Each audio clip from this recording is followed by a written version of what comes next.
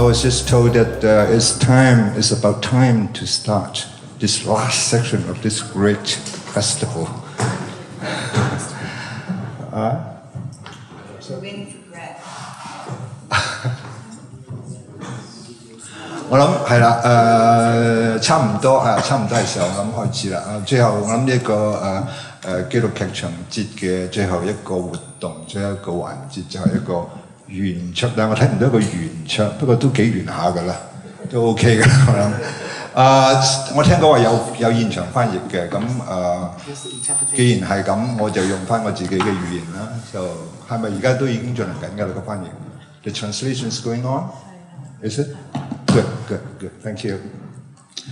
係啦，我諗我用嘗試用我自己嘅語言啦，咁希望翻譯嗰邊幫手。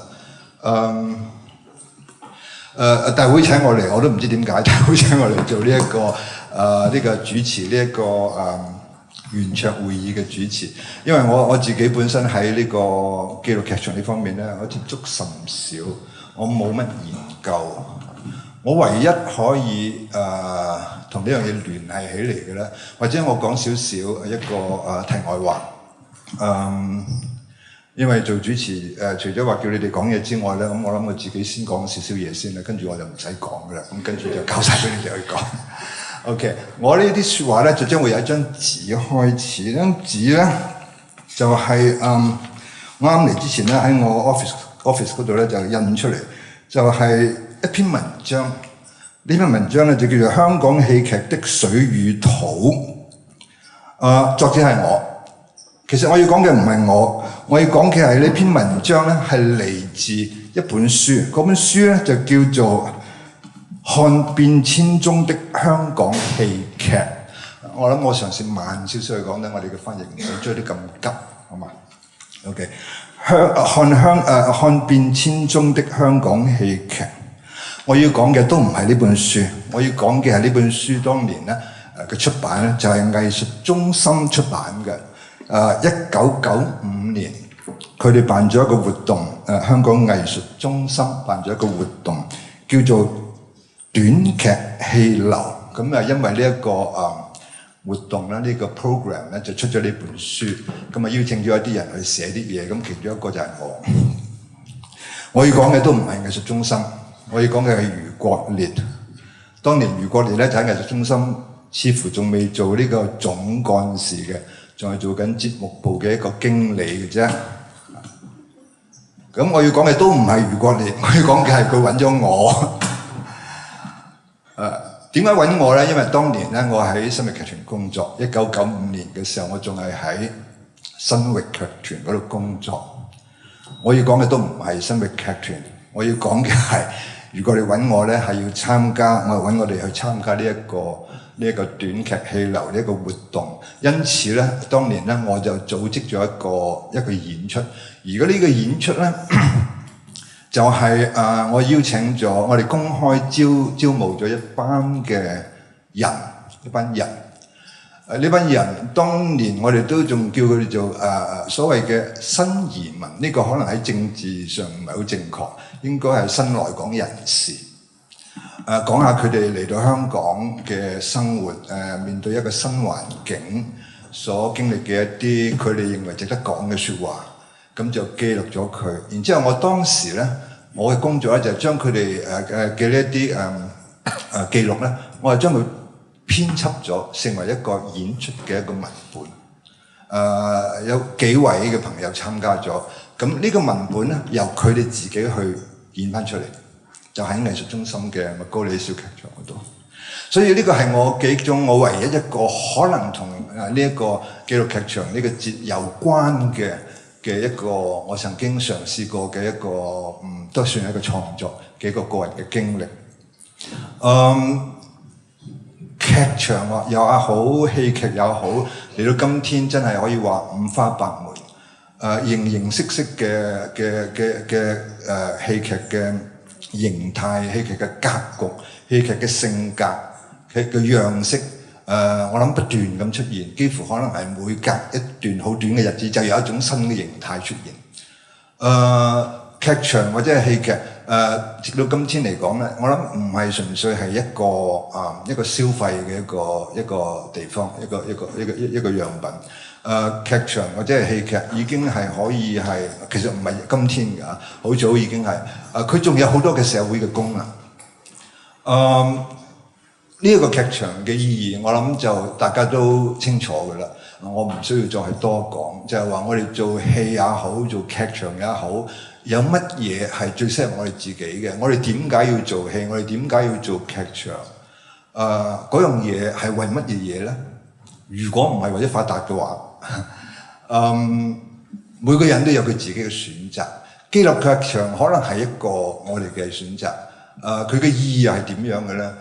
前面幾日嘅研討會、工作坊等等、讀劇等等，我諗帶俾我哋有好多嘅新嘅認知、新嘅刺激，可能令到我哋會有一啲唔同嘅諗法。對於未來我哋自己行嘅一條點樣嘅路咧，我哋嘅劇場應該點樣走咧？可能俾到我哋好多嘅新嘅意念。今日呢一個最後一個環節大會話俾我聽咧，就係一個朝向未來未來嘅發展會係點樣咧？我哋點睇紀錄劇場呢一個未來嘅發展咧？今日嘅嘉賓有我哋本地嘅朋友啦，亦都有外國嘅朋友啦。咁我諗我哋各自就住自己嘅觀點、自己嘅經驗，睇下我哋點樣 project 出去，我哋投射出去。我哋點睇呢樣嘢喺未來嘅，或者唔好講咁遠，可能未來嘅10年會係點樣嘅咧？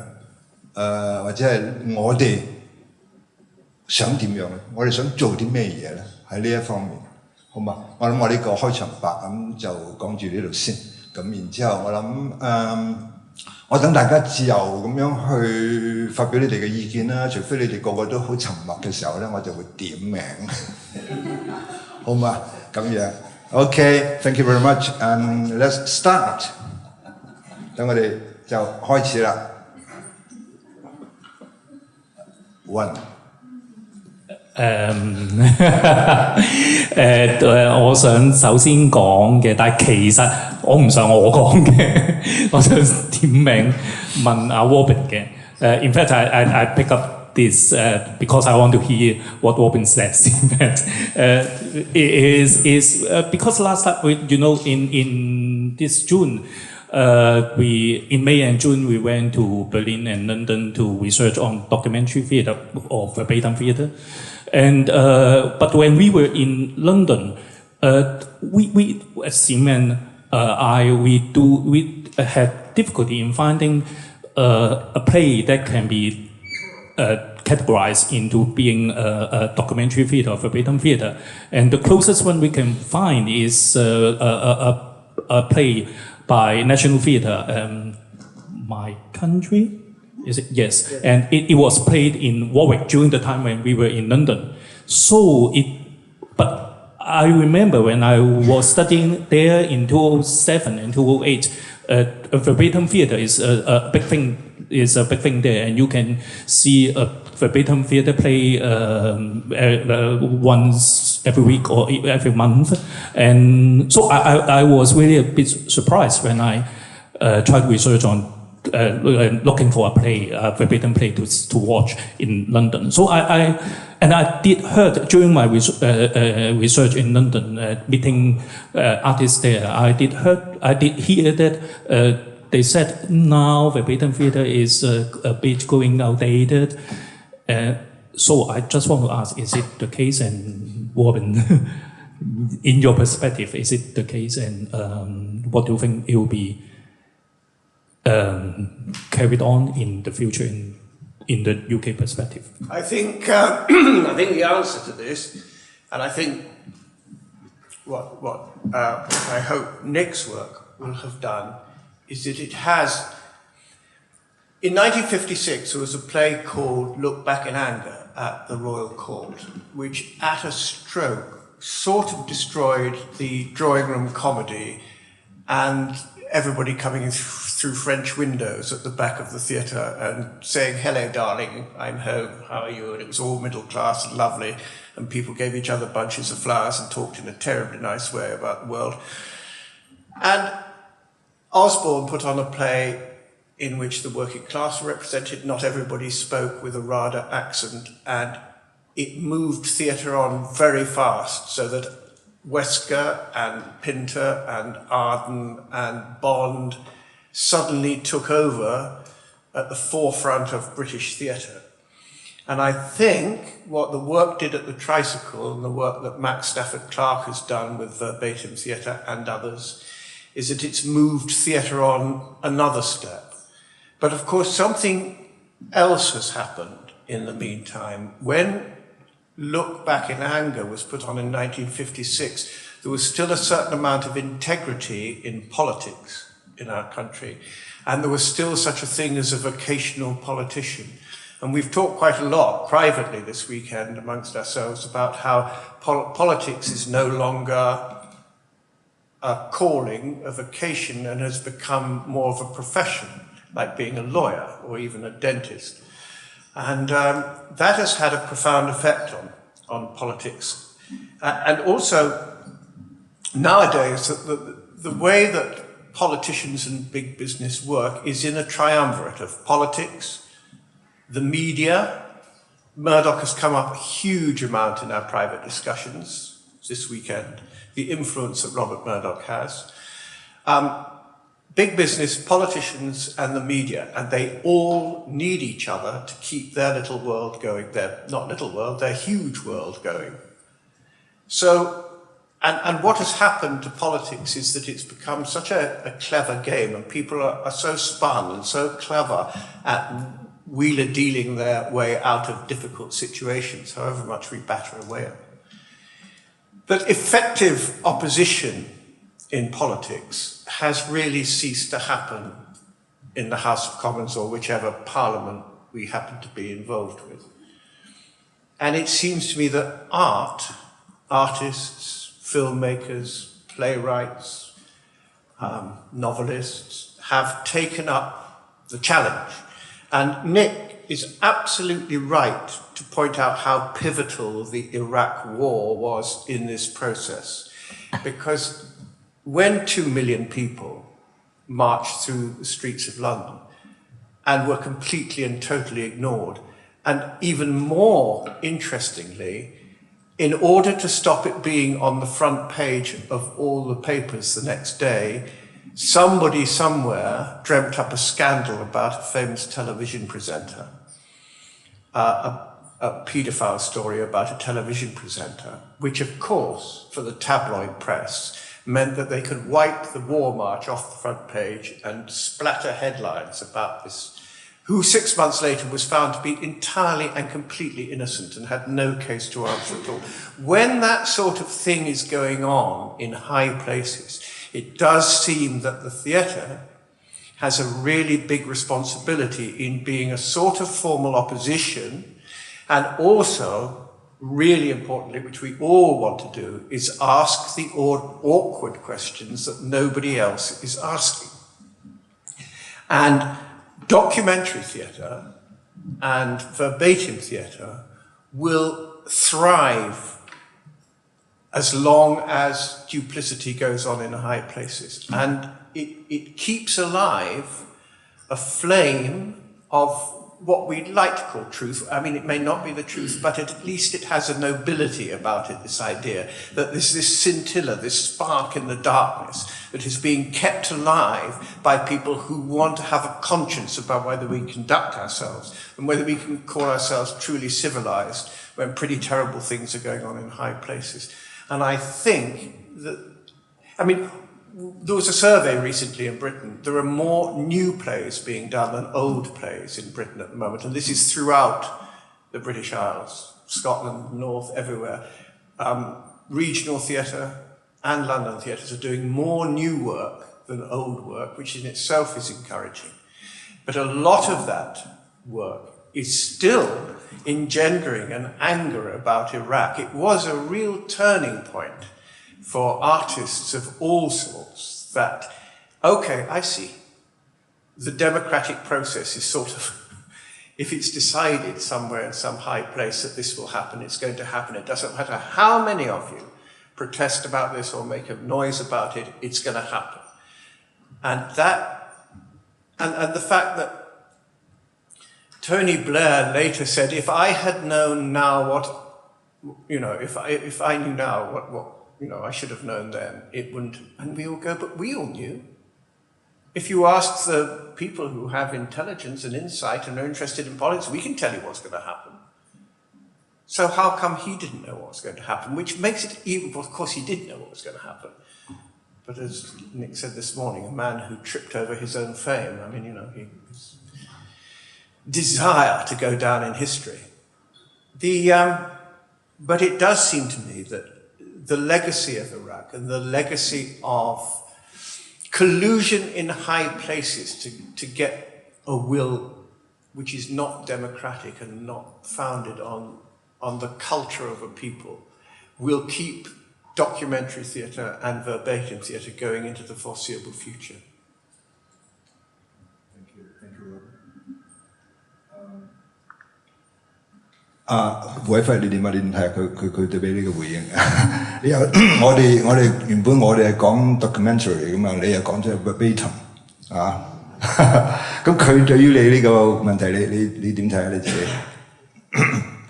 當然我自己 of course I believe and I hope strongly wish that this tradition will go on, and I believe it will go on, although it has its ups and downs. Sometimes, there are always trends in art. Sometimes more people will like to do something because it's the trend, and yes, and maybe I would talk about the Hong Kong context. I think, as what I said, I think there are a lot of things in Hong Kong that deserves to be put on stage, and to use documentary theatre as a tool, of course, it will be great. Well, yesterday I remarked jokingly that documentary theatre is a term I'll use to apply funding. But in fact, that's, of course, is a joke, but I think is, on the other hand, I said this because I think it is a tool that you can use, but you say my agenda behind is that I think there are a lot of things in the society behind that we, in Hong Kong, particularly at this moment in Hong Kong, that we need to respond to in the theatre. And in order to make theatre survive, because we always think that in Hong Kong the theatre or the audience number is not enough for us to support so many shows in Hong Kong nowadays. And somehow I think one of the reasons is it doesn't matter to them, theatre. So how can you attract people to go into the theatre? And I think to make it matter to the audience is important. And I think documentary theatre is, if you use documentary theatre as a tool, maybe you will have a better chance to make it matter to the audience than the other forms. And so that's why that's what, at least my response at this moment. 你係咪 imply 緊 verbatim 已經 make 唔到 significance？ Well, somehow in my thinking is that verbatim is when I use verbatim this term, I will stress on the text. Every work is being taken from the real interviews, but I think this somehow, in a way, in fact, from some readings I've read that sometimes this documentary theatre and verbatim theatre, these two terms may be interchangeable, and but of course I will make a difference that when I use verbatim, I stress on that every word is taken from the interviews, and so yes. OK， 我頭先都係特登嘅啫，但係我聽到一樣嘢就係 Robert 講嘅就係佢頭先話而家喺英國普遍嚟講嗰個演出嘅製作上面咧新劇係多過舊劇嘅呢樣嘢，我覺得係好鼓舞嘅。咁我哋香港又好似冇乜點做過呢方面嘅統計，遲啲或者如果有人可以做下咁都幾有趣。呢一邊咧，呢邊會唔會有any of you going to say something？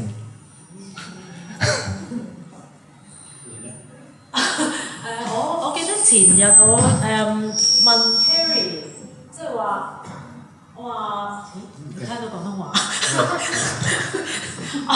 就 Carrie 其實我哋 MFA 嘅學生咧，又好似唔係話做。即係話讀 directing so far 都唔係話做好多 documentary theatre 或者 verbatim theatre 嘅一啲experiments 或者 project，有冇即係話一個特別嘅原因點解會即係會出現咁樣咧？咁嗰陣時阿 Carrie 佢講咗啲即係原因，我覺得幾好，或者佢等間可以講下嘅。點解我咁講就因為我覺得前年我請阿黃振輝嚟同我哋啲學生去講oral history theatre 嘅時候咧，感覺做嘅人都係少嘅。其實而家咁佢哋可能每一年咧，即係話做一次一個區咁樣。咁我嗰陣時講笑就話，其實都要18年咧先做晒香港18個區喎咁樣。即係話點解做嘅人好似唔多咧？咁點解我會咁講？就因為我覺得你個 practice 要多。俾我哋嘅即係無論係我係一個 young researcher 或者我係一個 artist 或者我係一個觀眾都好，我需要睇到多類型嘅實踐，我先至會可以慢慢提高我哋欣賞嗰個水準或者我哋創作嗰個水準等等嘅。咁所以我就喺度諗緊，即係我哋自己作為一個 academy 個角度，我哋作為一個 educational 嘅一個角度嘅話，點樣可以令到即係話鼓勵更加多嘅呢一方面嘅 experiment 或者係 exploration 咧？咁呢個就係點解我嗰日會提出一個咁嘅問題。咁個 Carrie 都講咗少少，或者你可以再講下。Yep, a little bit. Thanks for Estella and Prusa. They're very good at naming that you have to respond next. So we are the culprits. Yeah, I think it's quite interesting, and I'm very pleased to hear about new work. And also I think for me, documentary theatre, verbatim theatre, the whole spectrum of the theatre of the real that Carol talked about, it gives us opportunities for new strategies for a theatre of engagement. What Hi-Fi said, being meaningful, making meaning for people. So I think it's important as part of the vectorization or the spectrum that we have in terms of theatre making and making meaningful theatre. So yes, I kind of lament that there are no directors here, no artistic directors here, because those are the guys who somehow have the purse strings, who can affect work. And so I think that that's part of the situation, is to affect those people, to be conscious of the spectrum of work that will make meaning for their audiences. And rather than necessarily think that the audience is a complacent, passive entity that needs to be dynamic and part of that theatre of engagement. So I think we sort of have a responsibility to play some tricks sometimes, to use terms like documentary if it gets us funding, if we think it's a good trend, we persuade an artistic director, but actually it is about that theatre of engagement, making it meaningful, what liveness means in this mediatization world, and how mediatization can also enhance liveness or give us a sense of reflections of our situation in terms of the way we live, or the way we're governed, or the way we conduct ourselves, and so on. So I think that from our point of view as theatre educators, we need to be inspiring people to look at a spectrum of the work, and that's what's fantastic about this festival, is that we come under the label of documentary theatre, but actually we've opened up a huge other spectrum, and you're creating fantastic work for us in Chinese, which is also quite interesting, that will actually be a useful tool for us to be able to talk to our fledgling directors, DTE students, applied theatre students, playwrights as well, in the creation of meaningful, innovative work for the future. Yeah, the educational context. NYU's perspective? I'm not sure about NYU's perspective, but I kind of know my own. So, in terms of your very nice question about the future, so of course there's all the side conversations at a conference, which I love, and my favorite stories always involve the eruption of the real in the context of the theatrical.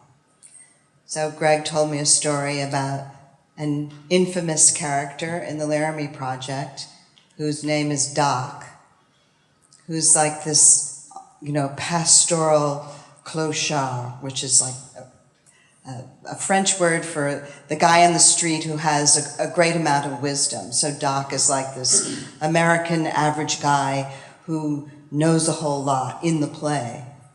But then Greg told me this incredible story about Doc at the premiere, who arrived drunk and put his legs up on the stage, and at one point actually walked on the stage. And what did he say? So I was at the lip of the stage doing a very important monologue presenting the community with the voices of Laramie, Wyoming. And then the voice of Laramie, Wyoming walked up on the stage and handed me a note. Stephen Belber was playing him in the play, and he handed me a note and said, "Give this note to Stephen Belber, tell him he's doing a real good job," right? Like in the middle of the world premiere. So it was a great moment. And then Nicholas told me a story about a woman who, I forgot the name of the play, but a Holocaust survivor, what's the name of the play? Nuremberg. Who stood up and said, "Don't believe a word he says." So at that moment in her mind, this was not theater, this was real. And so I think these are profound, incredibly interesting moments. And also potentially very dangerous. One more. There's a lovely production coming out of the UK called The Tin Ring, which is an adaptation of the memoir of Zdenka Fantlova, a Czech Holocaust survivor, directed by Mike Alfreds and performed by Jane Arnfield. And I went to the premiere in London, or outside of London, and I was seated next to Zdenka. And I couldn't resist. It was about her. I mean, how's it going? And she said, "It's so interesting, I forget that it's my life." So these are fabulous moments. The reason that they're dangerous, potentially, is that this blur between fiction and nonfiction and what is staged and what is spontaneous can be used in very different kinds of ways. And sometimes they're transparent and sometimes they're not. So there was this summer a production of Julius Caesar directed by Oscar Hustis, and the lead actor kind of had hair that is kind of like the current president of the United States hair. And Tina Benko, who played his wife, took on an Eastern European accent and sashayed around a bit. She's a fabulous actress. But on opening night, a woman whose name is Lisa Loomer rushed the stage. So this is all in the guise of spontaneity, and accusing them of assassinating Trump because of the resemblance. But she filmed herself doing this, and she had monetized this before she did it. She set up her Twitter feed so that she could petition for money for her project to resist anyone who resists President Trump. So it was in the guise of spontaneity, but it was all pre-planned. So I think these strategies can be used one way, and they can very clearly be used another way. My very first book was on dance marathons of the 1920s and 30s. And, I was doing a lot of reading, and finally I found people to interview, and I flew to Hollywood, which was like so exotic to me, and to meet this guy whose name is Stan West, a famous performer, a winner of several dance marathons. These were events where people danced for weeks and months at a time during the Great Depression. And Stan and his wife Rita invited me into their home, and I had to drink martinis and eat grilled cheese sandwiches to get the interview. And at one point he said, the whole thing was fake. I said, what? What? He said, oh yeah, everything was fake. And he began to explain the real internal workings of dance marathons and how they would pretend to fall, and how they decided who the winners were, and they had their own secret language. And he showed me some of the dance moves that they used. So this is deeply in American culture, the confusion or the celebration of the planned, of the staged, and the apparently spontaneous. So I think we have a lot of different cultures here with a lot of different theater histories and strategies, and I think each place is going to kind of grow their very own, theater of the real strategies based on their needs, based on their theatrical conditions. I agree that, yes, there's going to be more mediatization, but I also think that also has the specter of Big Brother. And, I just think we need to be very careful and very aware of that. Thank you. How about you, William? 你點睇啊 William? Oops. Feedback. Okay, I'll try to speak in Cantonese, so don't waste the SI. 我想回應翻頭先潘 Sir 講到點解好似香港好少呢類講緊紀錄劇場嘅一啲嘅演出，或者點解好似而家一啲年輕嘅導演或者係可能演藝畢業生都未必有咁多會做呢一類嘢。我諗喺我自己嘅睇法就係都聽咗呢幾日都聽咗好多唔同嘅嘉賓分享咗佢哋嗰個嘅經驗。我諗好重要一樣嘢就係你要做到一個好嘅紀錄劇場，嗰個 research 嗰個研究點樣去發掘資料，點樣去整理資料，呢一樣嘢係好緊要。咁但係喺香港嚟講，我唔知道譬如演藝學院，如果係講緊可能係undergrad 嘅學生，其實佢哋有幾多嘅經驗或者幾多嘅訓練係關於係一啲所謂嘅點樣去整理資料啦，點樣去發掘資料啦。我諗呢類嘢可能比較少嘅，或者一陣可能Estella 都可以回應一下。咁所以我諗因為少咗呢一個嘅經驗或者呢一個嘅訓練，所以香港過去都好少係一啲我哋可能會做好多所謂嘅原創劇，即係你天馬行空諗一個古仔出嚟，諗一啲角色出嚟嘅嘢。但係如果講到係真實嘅真人嘅故事係比較少嘅，即係雖然都有，即係以前其實都一直都有類似咁樣，即係雖然我哋未必叫佢做紀錄劇場，或者嗰陣時我都未知道有一個咁樣嘅term。咁所以變咗呢一樣嘢就令到我自己就覺得可能就少咗呢一樣嘢，因為另一樣嘢就係因為我哋好多時候我哋自己香港嘅劇團都好可能特別可能資助嘅劇團，可能一年都要可能做唔同嘅新戲，可能要做2個或者3個唔同嘅新嘅 production、新嘅製作。咁但係我哋要做 research， 我哋要真係要去發掘某一個嘅主題、某一個嘅個案嘅話，可能需要嘅時間好多。咁呢個對於劇團或者一啲嘅工作者嚟講，可能對於佢哋嚟講，一嚟佢哋唔係咁熟習呢一個嘅practice 啦。咁所以我覺得呢一樣嘢只可能就係其中一個原因係比較少人去做呢一樣嘢。咁我自己除咗係作為一個評論者、一個觀察之外，我自己今年年頭同埋舊年年初都做咗一個verbatim 嘅一個引錄劇場嘅製作。咁我自己都有少少嘅我哋分享少少點解我會做一個所謂嘅引錄劇場。咁呢個亦都可能同頭先Estella 提到，即係我哋即係要有唔同嘅form，即係唔同類型嘅劇場都有關係。因為我自己喺我講少少就係其實我對於我嚟講點解我會做引錄劇場咧？其中有兩個 work 對於我嚟講係幾重要嘅。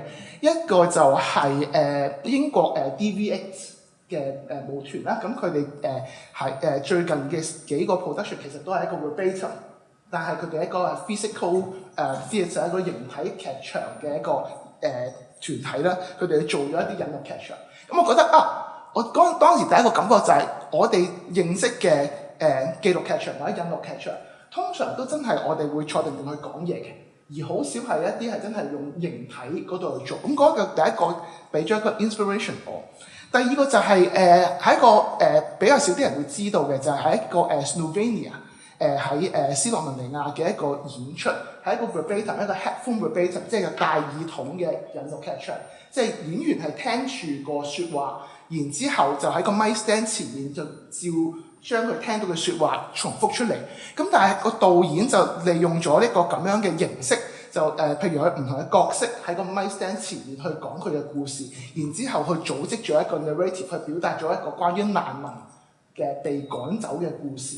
咁我覺得呢個係另一個 inspiration 原來 verbatim 或者係documentary theatre， 起碼我喺香港我睇唔到呢一樣嘢。香港我嘅 headphone verbatim 我未見過啦，可能孤陋寡聞，我未見過有咁嘅嘢，或者 DVX 當年都嚟過嘅，即係 Can we talk about this？ 好似係類似個名，係咁嗰個戲都喺香港做 premiere， 咁嗰個我哋就有機會睇得到。咁我呢兩樣嘢令我覺得其實 verbatim 嗰個 form 可以係好唔同，好多樣化，咁亦都令到我開始要想做呢一樣嘢。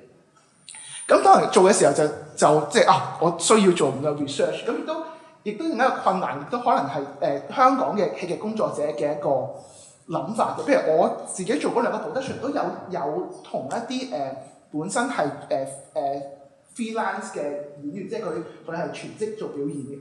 我發覺佢哋有一個好大嘅感覺，就係佢哋會覺得你佢作為一個演員，其實你應該俾一啲嘢佢去表演，而佢對於佢嚟講，佢需要去投入去做 research。要去投入幫你由 base on 一啲嘅documents 或者係一啲新聞或者一啲嘅記錄或者係訪問，去再做 devising 去做編作咧，佢哋有個困難，佢哋覺得好辛苦，佢哋會覺得我好唔自在，即係呢個係我自己即係嗰兩個 production 同一啲演員嘅合作嘅一啲嘢。我諗呢一樣嘢可能的而且確係可能香港比較少，咁所以呢幾日都聽咗好多唔同嘅嘉賓嘅一啲嘢，我都希望即係亦都係可惜地，其實都唔算好多業內嘅人嚟到呢度去聽。咁所以我希望即係今次即係有一個咁嘅節嘅時候，亦都嚟緊即係一條褲製作搞呢個節，亦都有一啲嘅新劇嘅展演嚟緊。咁我都希望即係亦都我知道佢哋會有啲好多唔同嘅形式咁去表現呢個嘅劇場。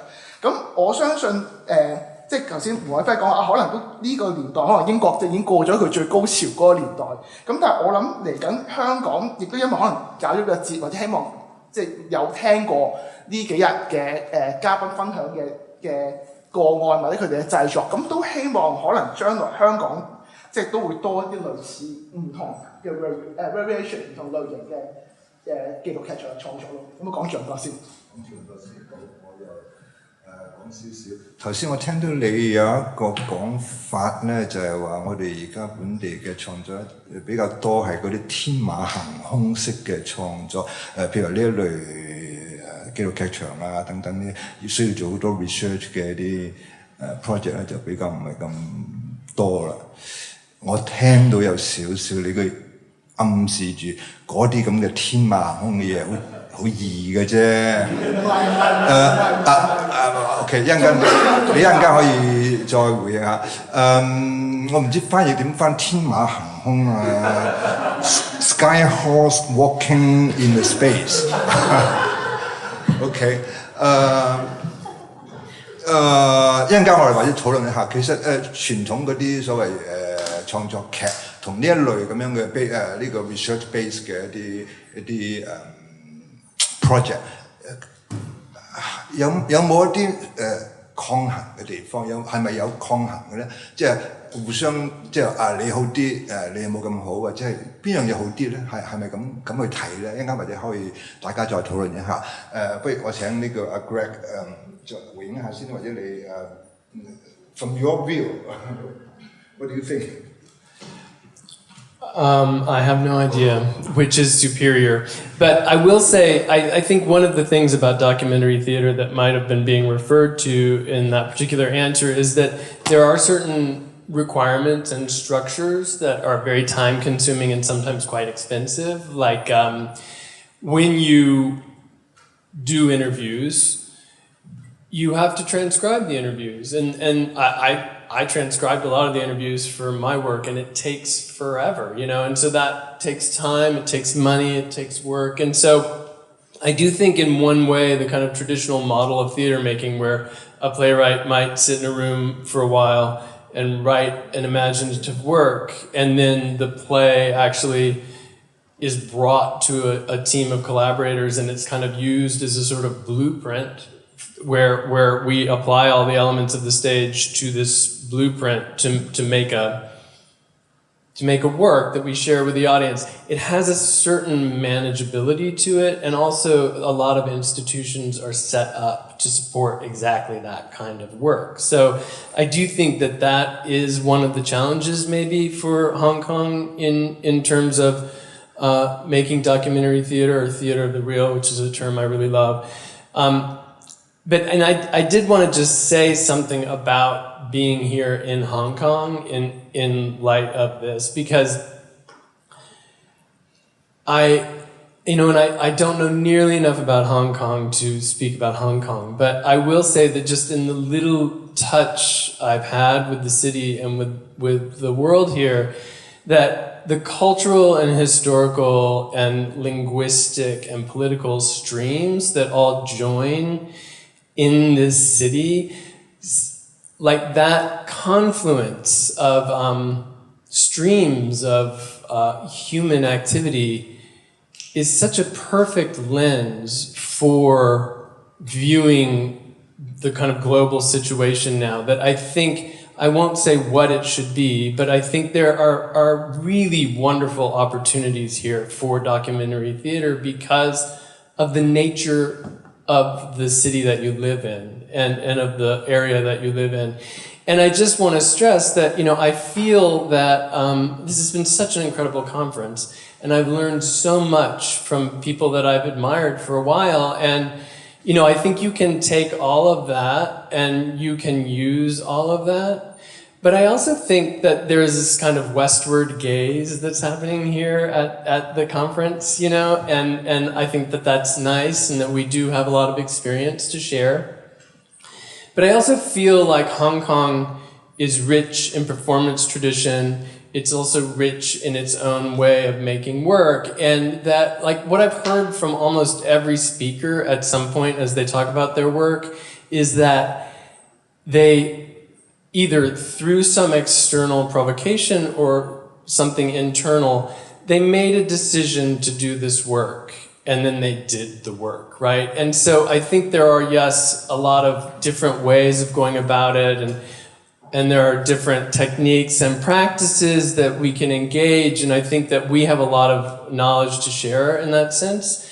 But I also think there is no magic key to making theater of the real, and that everybody has inherent wisdom and their own kind of set of tools that they bring into the work, and that if you begin this work, you will encounter the obstacles that we've all encountered in making this work: practical, ethical, monetary, political, and you will figure out how to deal with those problems. So I don't know, I just wanted to say, because I feel like at the beginning of the conference, what was said was that the hope was that this could be a springboard for more of this kind of work. And I feel entirely confident that your experience will be like most of our experiences, which is you just start and you figure it out, and you'll all, if you have a little germ of an idea of some kind of piece that you want to work on or want to collaborate with others on, I think the way you'll figure out how to do it is to start, you know. And so I don't know, I admire the spirit of this conference, and I just wanted to speak to it a little bit. I've been very happy being here. Okay. I'm happy that you are happy.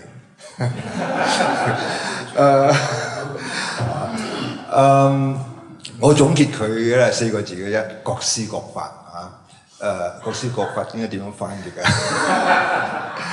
？Very challenging for the translator, but I can't help.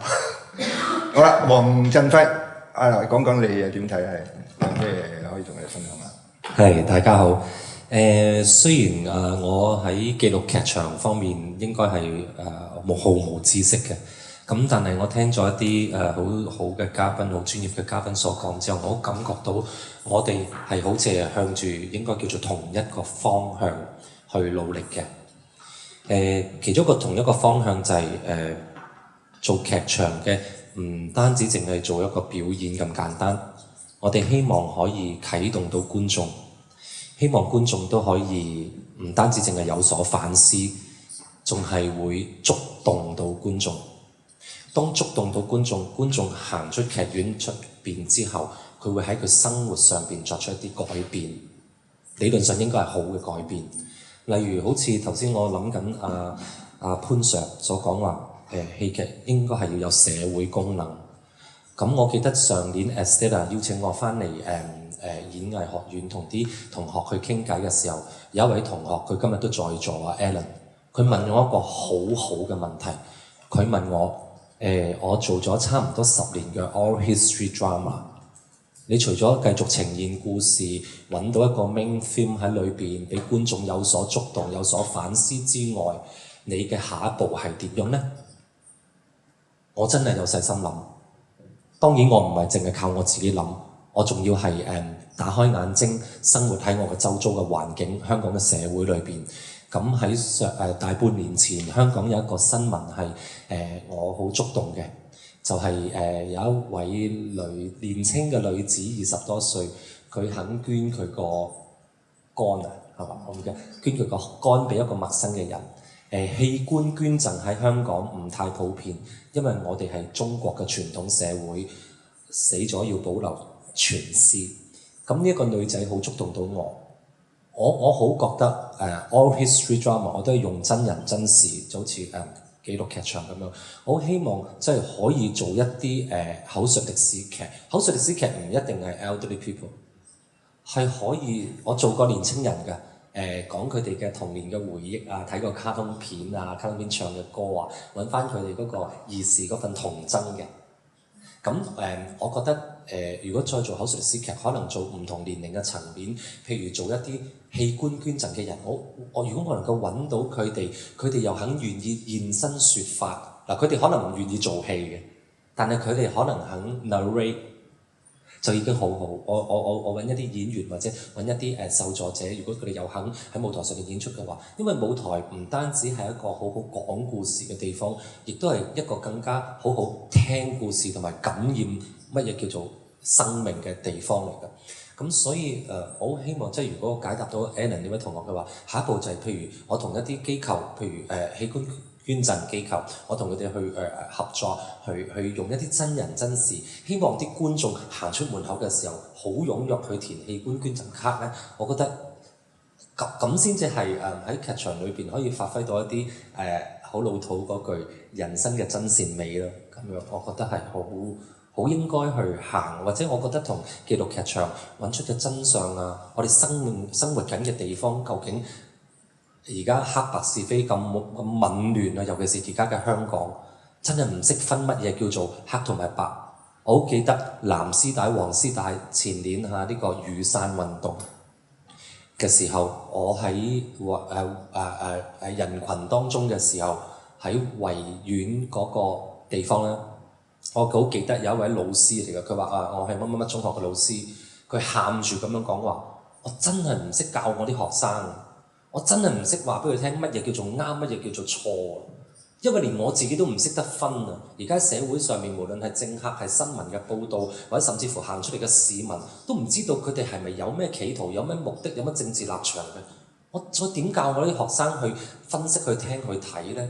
我諗劇場我哋真係可以去一齊努力去，讓我哋去嘗試去揾唔同嘅方法嚟睇下什麼是真，什麼是假。真又假好，真又好，假又好，我哋人生應該係點樣呢？我覺得即係呢一個喺大家嗰個同工喺劇場嘅朋友係真係可以互相鼓勵同埋俾啲意見我哋嘅。咁我想講嘅就喺呢度，多謝大家。多謝黃先生，佢係一個好人嚟嘅，我好肯定。我識佢太遲，而家先識嘅。頭先我提到黃絲帶、藍絲帶呢兩個詞咧，我諗在座有啲外國嘅朋友咧，未必我唔知，可能佢哋知嘅。不過 in case 佢哋唔係好清楚嘅話咧，呢個係話好難講。而家香港咧分裂咗㗎啦，有一國叫做黃絲帶國，有一國叫做藍絲帶國，大家嘅意識形態都好唔同。我諗其實就係香港而家個意識形態有啲比較好多呢方面嘅矛盾啊。自從香港1997年回歸咗之後咧，經歷緊好多嘅社會嘅變化。呢個所謂黃絲帶、藍絲帶咧，其實係講緊唔同嘅意識形態嘅陣營嚟嘅。OK， 好。嗱，我就已經成功地咧將我哋呢個圓桌嘅所有嘅嘉賓咧，都令到佢哋發咗言㗎啦。咁就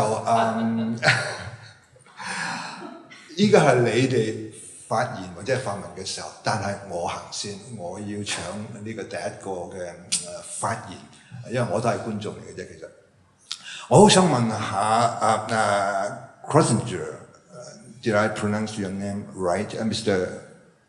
Hans. OK, Hans. 頭先我聽咗你嗰個演講啦，好精彩啦。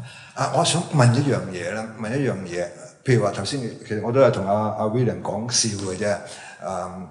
關於一般嘅傳統嘅嗰種創作，同呢一類型嘅而家叫做一個好 general 嘅一個形容，就係話紀錄劇場啊 ，documentary theatre。一個好 general 嘅概念嚟，佢裏邊可能仲要分到好細。例如每一個做緊嘅人，佢可能都會自己去 define 我做緊嘅係點樣嘅嘢。我頭先聽到你話，你從來如果冇聽錯嘅話咧，你從來冇用嗰啲 non-professional 嘅 actors，right？You've never engaged non-professional actors。呢樣嘢我又諗，你呢一個咁樣嘅態度咧，係咪意味住你對個演員一定有一個要求嘅？而呢個演員佢嗰個能力係點嚟嘅咧？我意思即係話，你既係做一啲唔係咁 conventional 嘅 theatre， 但係你又要用一啲唔係即係 即係 professional 嘅演員。你心目中嘅演員，佢哋要有啲咩嘅能力？而呢個能力，佢哋係點樣得嚟嘅咧？我意思即係話，佢哋係咪都係由一個比較係conventional 嘅一個 training 裏邊得到佢哋呢一個 as 一個 professional 嘅 actor 嘅能力嘅咧？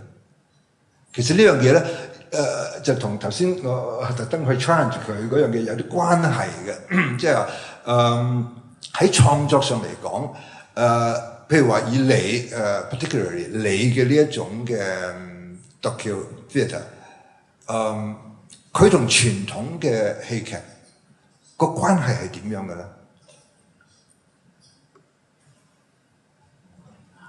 Well, the kind of actors I need is they have to be very good with their voice, with speaking. They have to be able to analyze a text during speaking, and we call it, they have to be able, because they switch characters very often. As you see, in general, we work with 4 to 5 actors, but we have the personnel we have on stage, maybe it's 20 different characters. So they have to give, in a moment, they have to give, we call it the shadow of a figura, of a person. And it has to be there in the moment. Then the audience will paint out the picture. But so we, for the kind of theater we do, we need very well-trained actors who are able to analyze a text while speaking. So they have to have the capability of speaking also, first, because sometimes we use classical text as well, and an amateur would not be able to deal with classical text because it has a special structure, and they have to be able to, because they are involved very much in the process. It's not, their first interest should not be to be Hamlet, to perform Hamlet. Their first interest should be how to create a sketch of Hamlet in a special situation, in a special relationship, and they have to be able to take the risks that they start with something when there is not much there in the beginning. It's every play is an exploration. It's most of the work Regina is doing when she's constructing the text, but the actors have to be able to jump in that. It's an adventure, and you don't know. You have to take the risk because you can be sure from the thing what you will have in the end. Not all of the audience will. It's not everybody's cup of tea.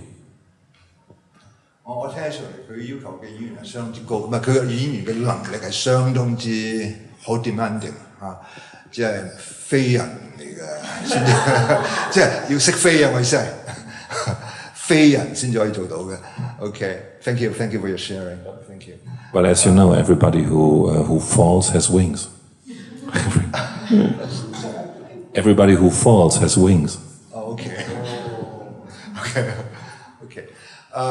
OK， 我就take 咗呢個 advantage 去問咗我嘅想問嘅問題，唔知大家有冇其他嘅發言或者係問題啊，或者你哋嘅分享啊，任何嘅嘢？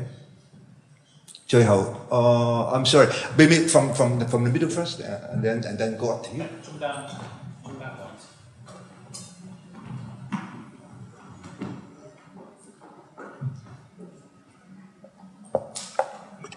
I also have something similar to Paul's questions. Not the same, but the feeling is similar. After the whole forum, I find the documentation is very interesting. I really want to know more about the process or whatever. And there's one thing I find that it mentioned all the time that we do all of the research and interview, and handling the materials, whatever. So my question is, sometimes the interview is doing by the writer, and sometimes doing by the actor, handling whatever. When we need to do some research or interview, what should we concerned? In the forum, I know about that we need to take the responsibility and we need to go into the details. And what else we need to, what more we need to concern during the interview, or how, is there any strategy or skills that we can know more about that? Maybe this is maybe I like to hear from Robin first or Greg, because you with the actors we also do a lot of research interview, and also if the actor need to do something, well, why Paul said that, because maybe we still have that function of the actor is the acting. When we doing something apart from acting, what we need to prepare the actor to accomplish the task. So that I want to know more about what happened and any concern and skills that we can know more. Thank you. OK， 佢點咗名啊？點唔知點一個點兩個啊？呢一點雙雕啊！OK， Alan, thank you, Alan. Alan Wong is one of our MFA students studying theatre education, DT, theatre, drama and theatre education. But he used to be a professional actor. He used to be a professional in one of Hong Kong's very, very prestigious company, Chongying Theatre. Okay, a very experienced actor. Okay, maybe Robin? Greg first. Yeah. Yeah, I'll start and you fill in the gaps. So I would say, I mean, I hate to say the same thing again, but I would say that also just starting is actually the best thing you can do. But there are a few practical things that I've learned over the years. So one thing in particular, which has been really important to me, I deal with stories that have a lot of trauma around them. And so I think just understanding that the people that you might be approaching are inside that context of trauma, you know, maybe if that's the topic that you're addressing. So, you know, like cold calling somebody who just, you know, lost a loved one is not necessarily recommended. Do you know what I mean? It's like you have to sort of find your way into a situation, and I think the way to, for me, the way to do that is to sort of begin by engaging the periphery and gaining trust, and then you know, that's how it's come about for me. And then as the community begins to recognize that you're actually genuinely interested in their story, which I think is also a huge prerequisite, that you're interested in not only one side of the story, but everybody's story, that really goes a long way. And slowly but surely you can find your way towards the center or the heart of the calamity, you know, if that's what you're dealing with. You know, I wrote a play about, based on the survivors of the People's Temple mass murder-suicide in Guyana in 1978. You know, these people had their lives completely ripped to shreds and were shamed and humiliated for the next 20 or so years when they were returned to their home country. You know, and just actually grasping the magnitude of that before I tried to approach anybody, I think was imperative. And understanding, it's again, to speak to this issue of time and the complications of this type of work, to understand that sometimes that can take a really, really long time. I mean, there was one man in Guyana who actually, he's the only eyewitness of the deaths by cyanide poisoning, and his wife and child died in his arms. And, you know, it was a central story that kind of carried the whole third act of the play. And it took us 2 years before he was willing to sit down and talk to us. And then when he did, the interview lasted over 24 hours. Like, we just had to be there with him, you know? And I think being willing to be there with someone and present with them and really to engage their experience, not like look for what you want, but genuinely gauge somebody's experience, I think goes a really, really, really long way. And the only other thing I would say is that I learned early on in the first round of interviews that I did, I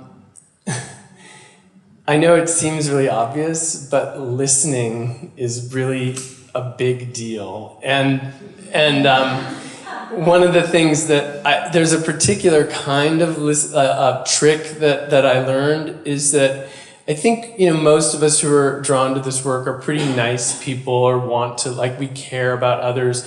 And there's this way in which when people are dealing with very, very difficult material of their own, that there's two kinds of silences. One is that somebody just talks themselves out, and then, you know, you change the subject and help them move on. The other is when they're really so challenged by articulating their experience that they cannot find the words, but they are searching.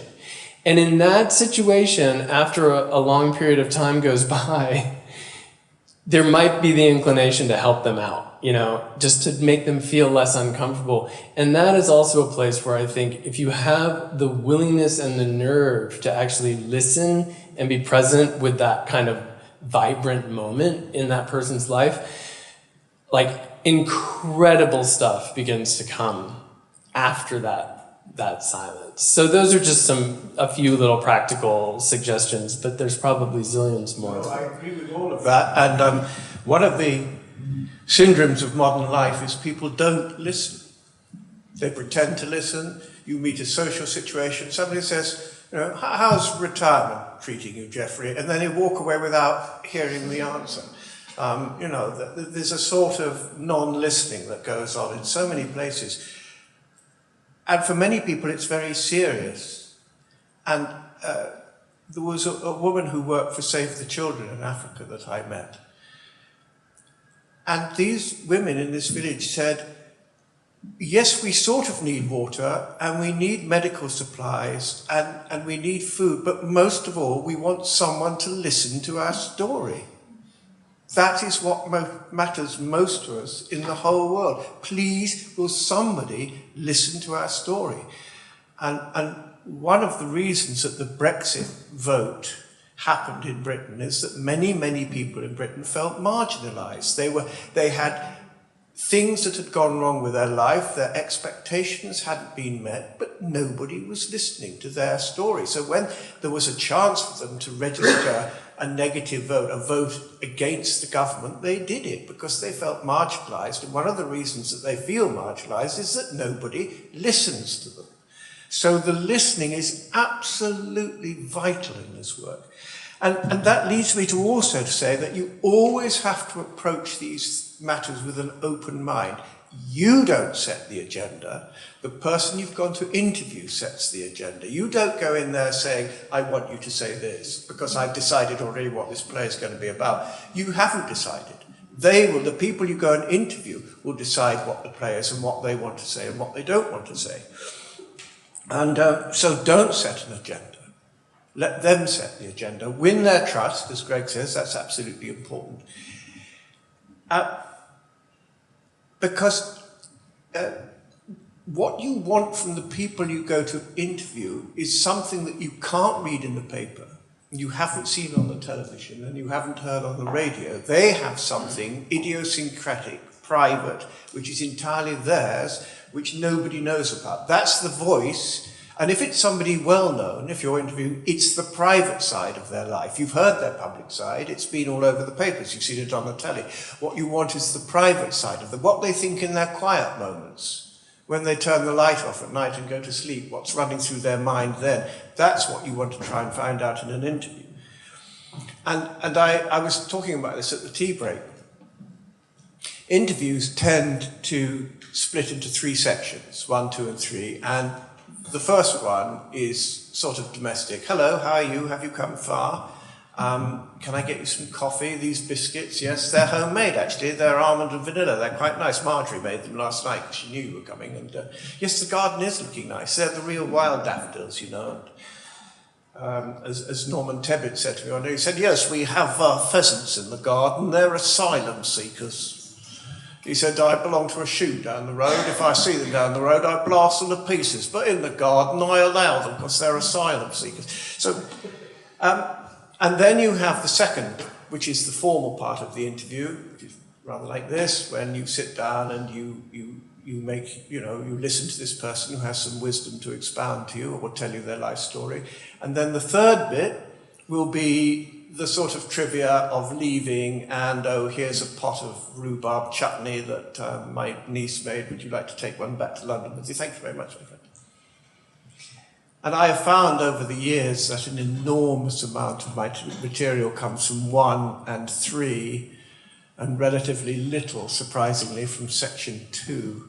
Because when people get onto their favourite subject, they tend to revert to a well-known formula of something about, not everybody, but a lot of people about their lives. Whereas when they're off their guard in 1 and 3, they're talking completely candidly about their lives and with an honesty they sometimes don't approach in section 2.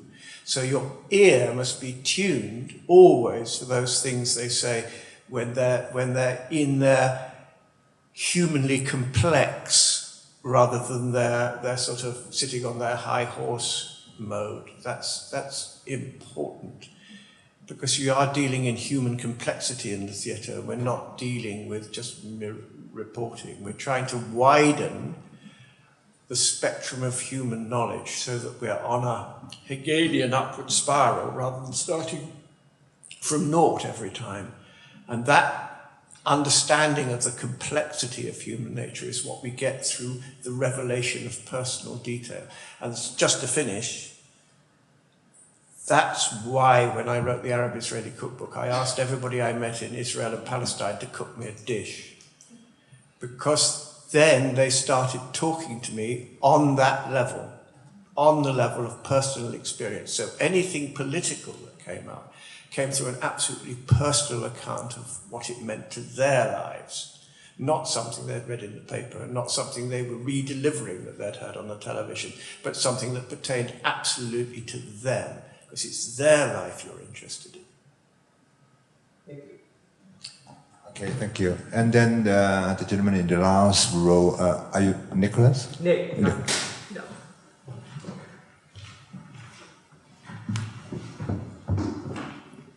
Sorry, I've spoken quite a lot, but I just wanted to say that I think this has been the most wonderful conference, and I've learnt a huge amount.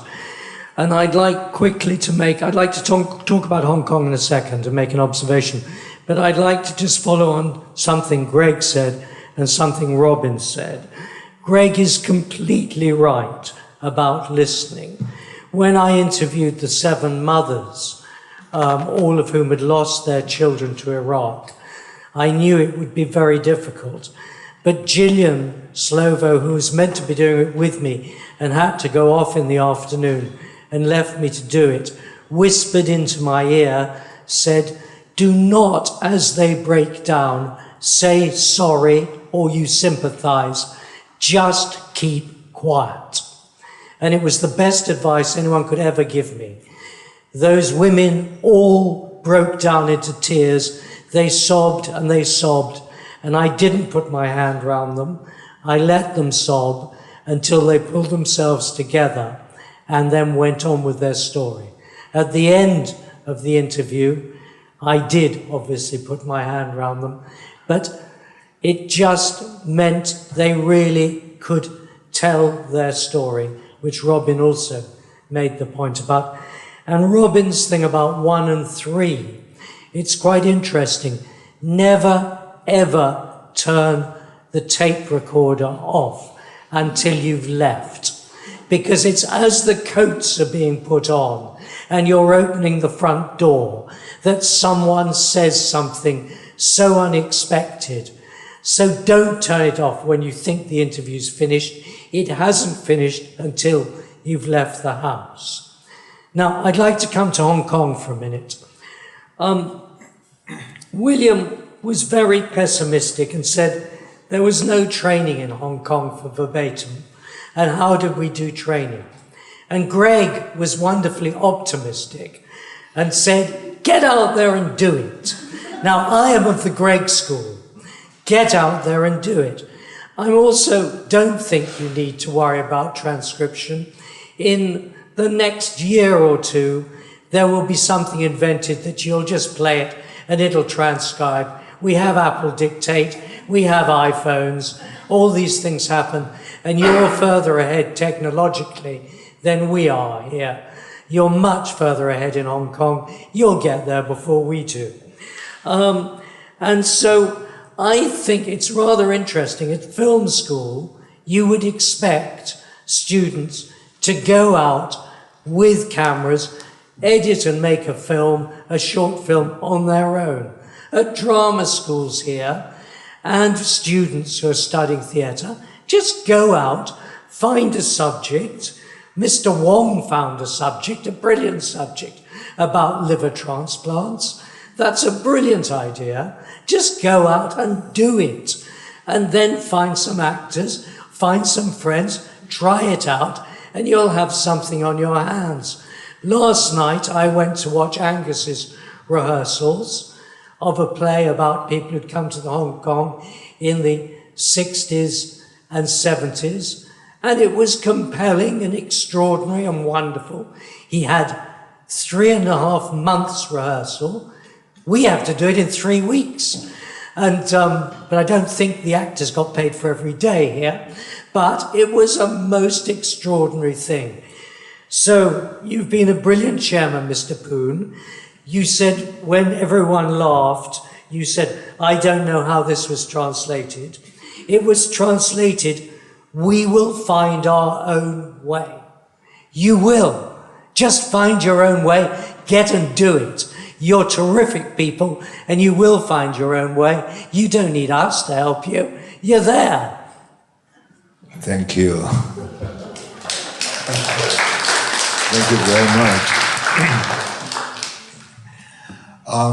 我 check 下時間先嚇。Let me check the time. We have about 45 minutes left. 時間唔係好多，當然啦，我哋亦都唔一定要 use up all the time。嗰邊仲有一位朋友 ，OK， 好，Bernice 先啦，跟住下邊呢位。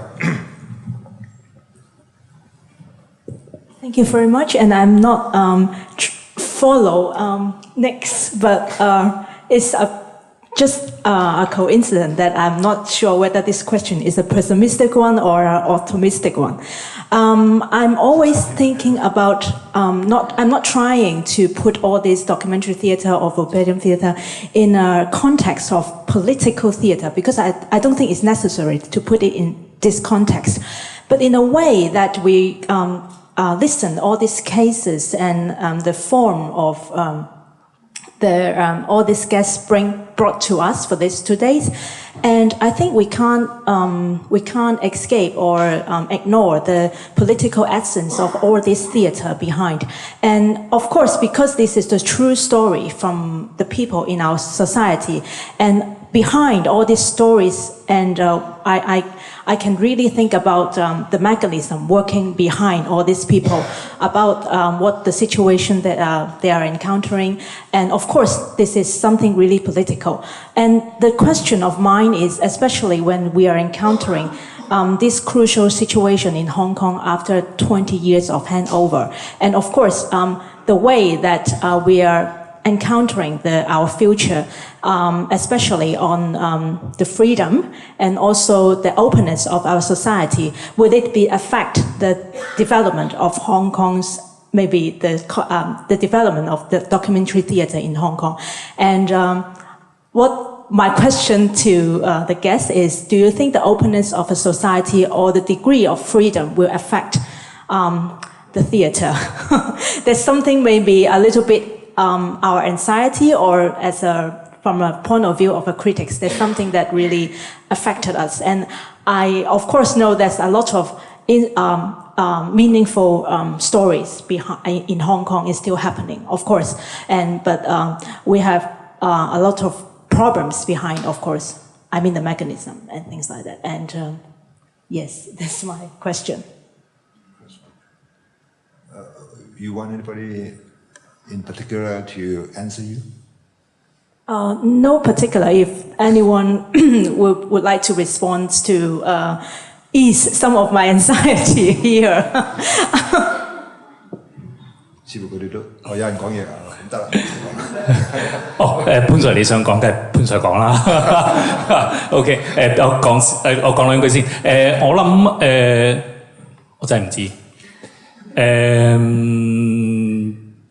我成日都會咁樣講嘅，唔知好彩定唔好彩嘅。香港個 theatre 嘅 audience average number 講真唔多，好少。咁因為你唔多咧，所以上面 the big brother don't care，and 所以。我成日話唔知呢個係好彩定唔好彩啦，即係所以而家即係有陣時啲 guest 會問我哋你香港嘅情況，譬如I forget to answer next question yesterday. You asked about whether the political situation here affects our creative freedom.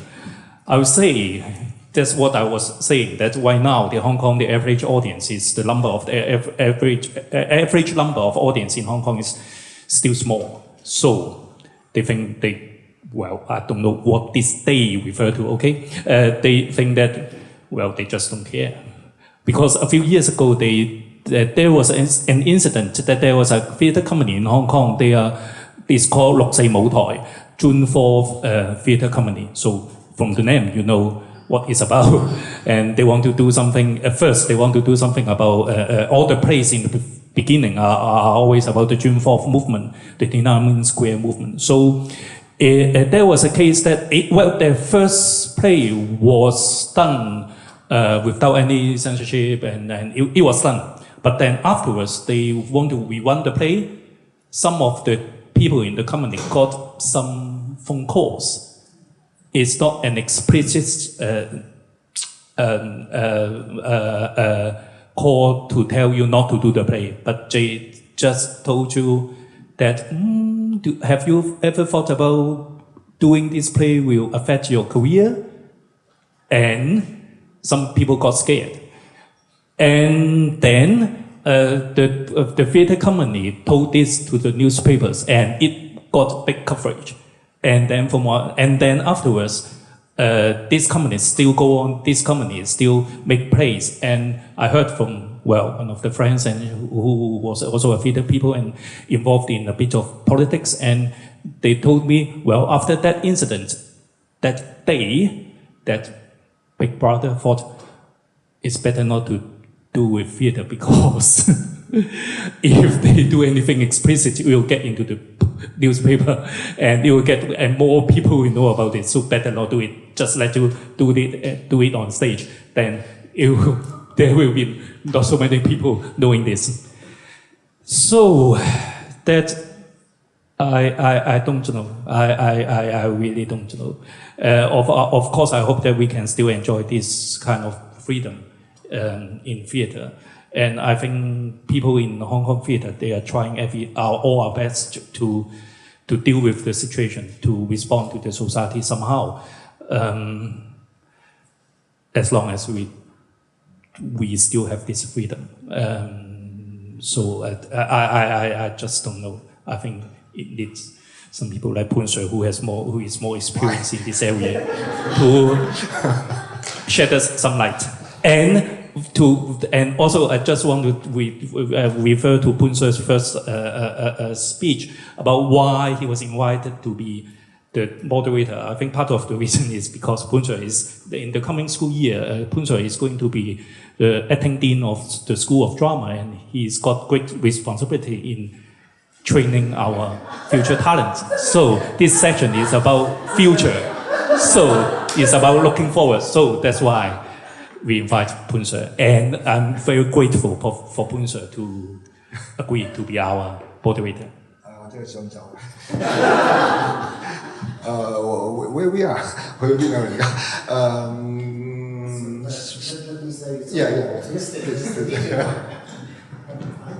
I'm very optimistic. I think that the Hong Kong people are very resourceful, and I'm very happy that the students have the creative spectrum to be able to express themselves. I only think it needs emboldenment. It needs to take courage not to self-censor and to be clever and resourceful and cute and amusing in the way that dear Poon Sir is in his writing. And to use the strategies that you have to be able to say the things you want to say.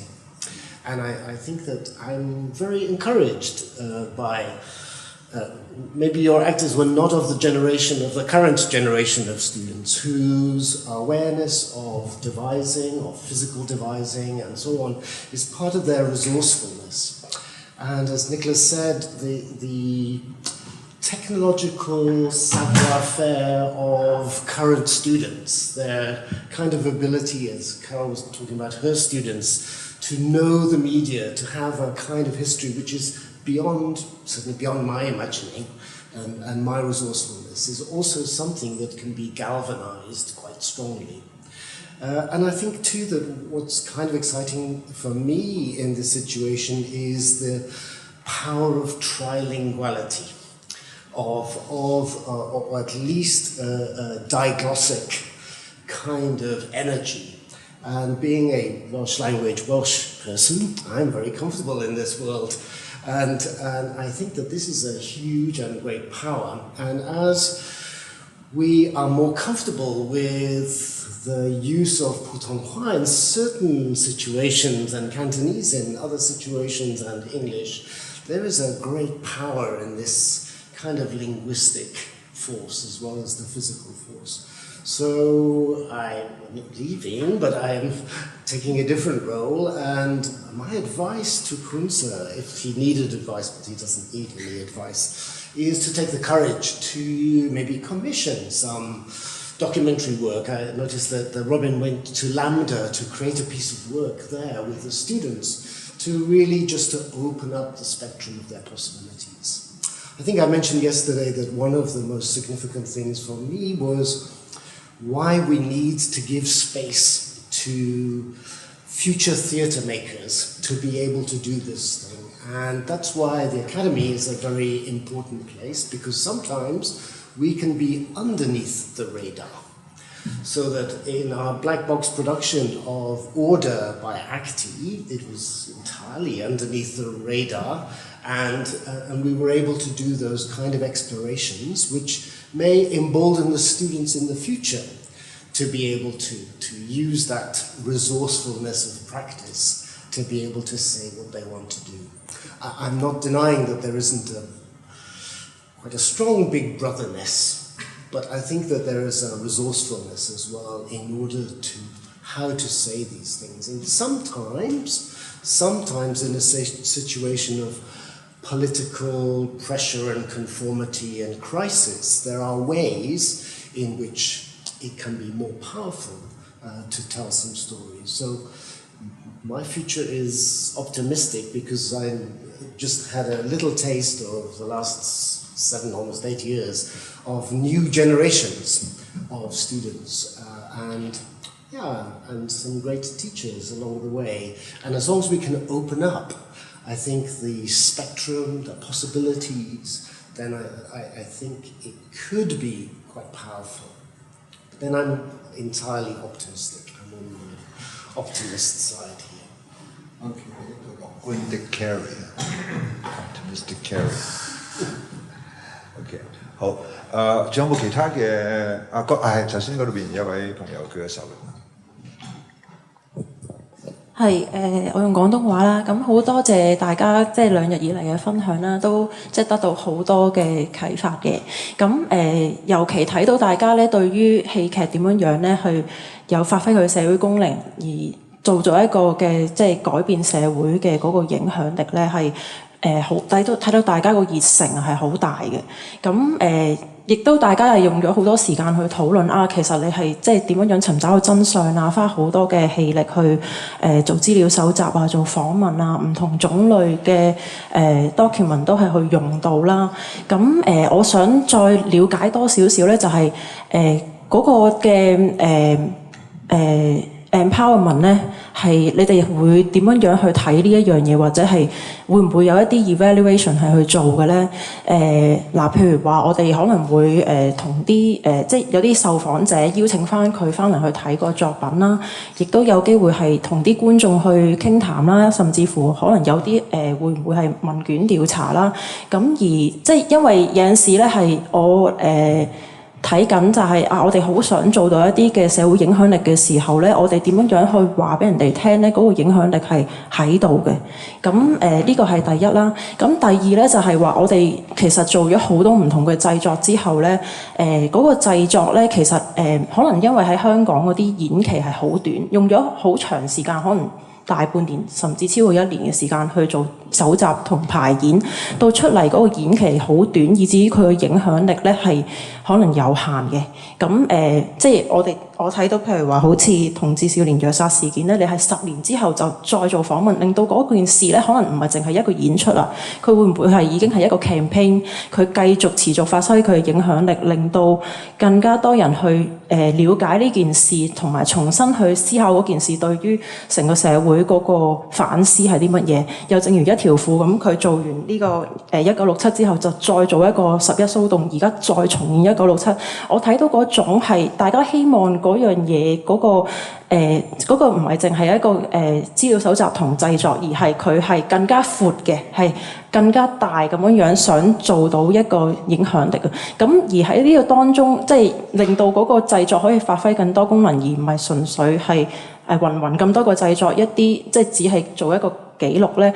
係我睇到可能係完咗嗰個製作之後，個創作團隊嘅一啲即係嘅反思啊，或者係一啲嘅令到佢更加沉澱，令到個創作團隊喺嗰度入邊得到啲經驗嘅嗰個過程咧，係重要嘅。會唔會你哋有一啲經驗係可以分享到嘅咧？即係完咗一個製作，你哋會點樣去諗翻你哋做呢一樣嘢嗰個經驗咧？會唔會有一啲過程係即係一個創作團隊入邊係大家一齊去做嘅咧？係啦，多謝各位。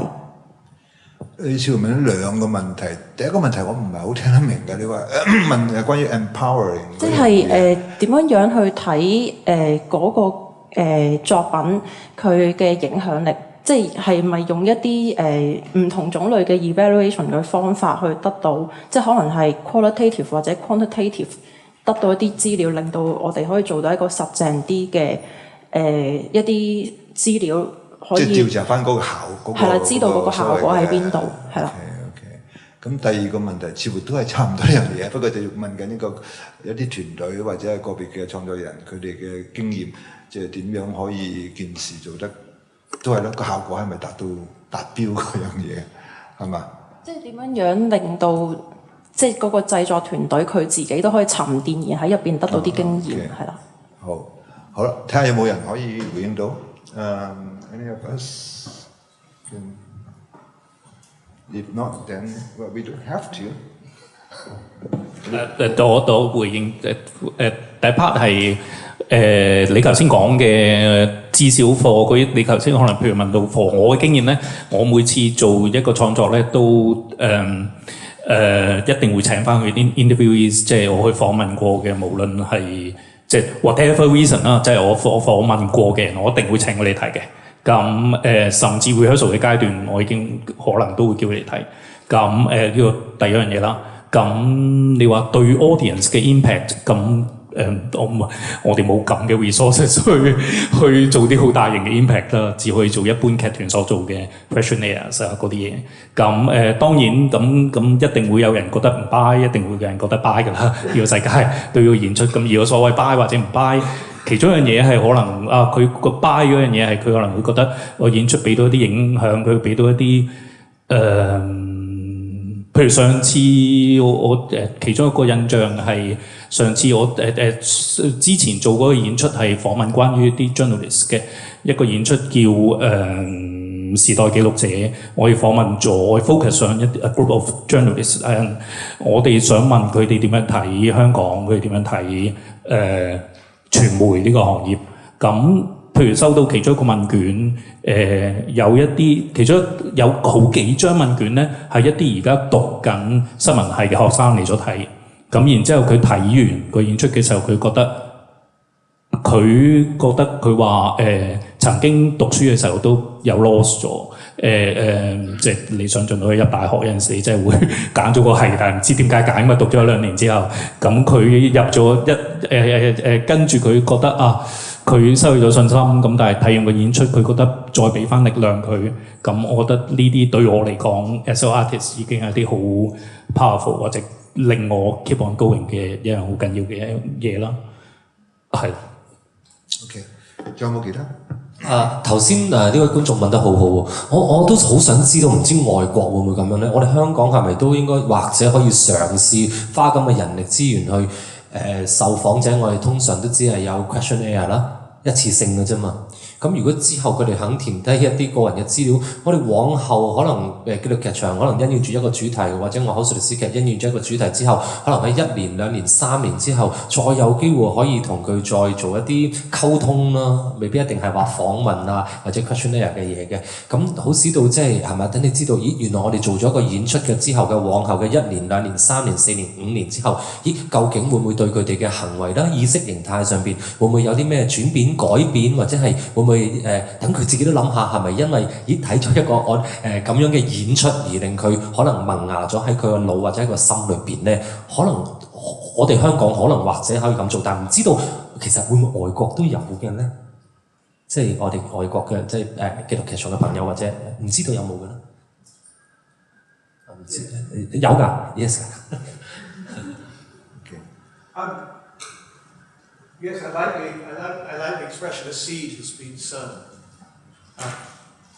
A lot of certainly the work that Nick did is stopping things disappearing into history before they've been properly examined, and that preserves these events so that they, what I was talking about earlier, so they can have a value to a future generation, even if it's only at its least as a historical document, but more importantly, a human document. So, just the fact of taking a subject, any of us practitioners, taking a subject and putting it in a room in which live people on a stage communicate with live people in an audience, and you get together. It's quite a religious experience in many ways, the theatre. You get together and you concentrate on this subject. It's brought before you for 2 hours, and you look at it, you talk about it, you dissect it, you look at its complexities. Sort of preserves that for history, for posterity, before it's disappeared. You see it going over the horizon and say, no, wait. And you haul it back, you put it down there, and you put the microscope on it, look at it, examine it, discuss it in all its complexity. I mean, artists have done this for generations, but there is a danger now, because we live in a very rapid world, that events can escape you and can disappear before they've been properly examined, and you get an insufficient picture of history. And it's very important that we have the responsibility of making a more complete vision of history. And so I think in that way the work is very important. And talking about the redemptive quality, I can only say that apart from the joy of being listened to, which we discussed earlier, I have many instances where actually talking about these things has turned somebody's life around and given them a new hope for the future.